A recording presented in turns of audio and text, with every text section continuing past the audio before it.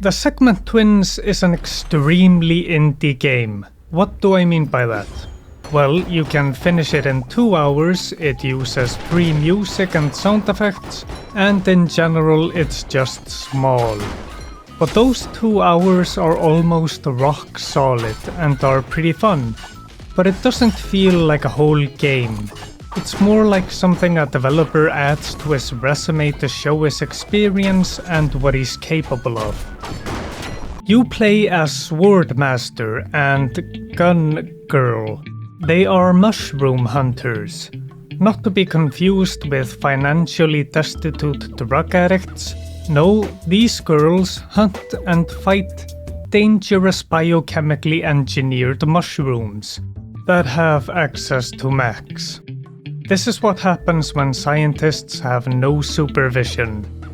Mushroom technology is so advanced that they created a dimension or many dimensions as a trap for these two girls. They could take over the world with this technology, but they only use it to trap these girls in there, so they can fight the girls. Not all at once, but a few groups against them at a time. They are not very smart, and that's pretty much it for the story. So, gameplay. It's a top-down hack and slash where you have a dash, basic attack and 3 abilities. You don't have all the abilities straight up, you need to get XP from enemies or boxes. Okay, now it's time to explain the gimmick. You are playing 2 characters in a tag-in, tag-out fashion. The map is split into dark areas and bright areas. In dark areas you will play as the gun girl, and on bright areas you will play as the sword girl. And you have the ability to switch the dark areas into bright areas and vice versa. It's on a long cooldown though. And the gimmick was the main source of frustration here. Because I would be the sword girl and I would want to do a combo and finish using all the abilities. And then I would accidentally switch halfway through.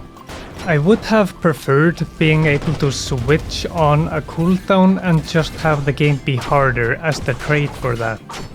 But that frustration would disappear really quickly, because I would just flow to the next thing. Just, okay, now I'm gun girl, spam abilities and attacks, and I'm also having attacks and slow bubbles thrown at me, so I'm constantly moving and attacking, and it is very chaotic and I barely understand what's happening, or what I'm doing. I'm just pushing buttons and hoping something good happens. This is not a thinking man's game. This is a game of pure instinct. I never felt like there was an enemy that I had to do a specific thing to beat them. There were enemies that you were supposed to be the sword girl to kill them, and also for the gun girl, but killing sword weak enemies with gun girl and vice versa worked completely fine. It's just a lot of bright colors, awesome animations, those are really the highlight of this game, apart from the great art. And good sounds. It's just shaking keys in front of a baby, and I am that baby. I liked it. Sometimes you just want a simple yet very chaotic experience where you don't have to think, and you can just relax and have simple baby fun. This is that game, but it's way too short. It needs more enemy variety and they need to be identifiable.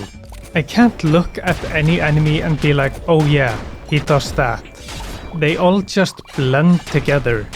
There's also some mini-games that break up the monotony, but I didn't find any of them particularly engaging. And the game is $9, which in my opinion is an insane price for something this small. It needs far more content. It needs more levels, more enemies, maybe a different game mode. Boss rush doesn't count, by the way. Just something more to offer people if you're asking for $9. Because your competition at that price range definitely is. They might even be asking for less. The game needs way more.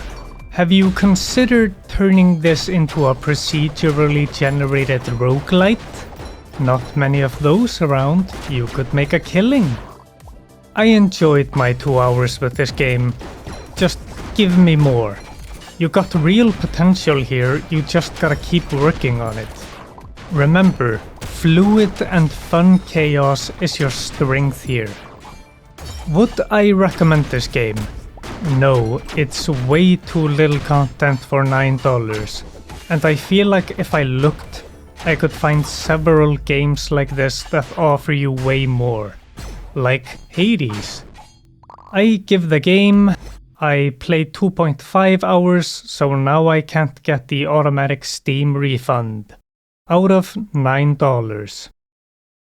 It's a good game, it just doesn't feel like a full game. Subscribe and have a good day.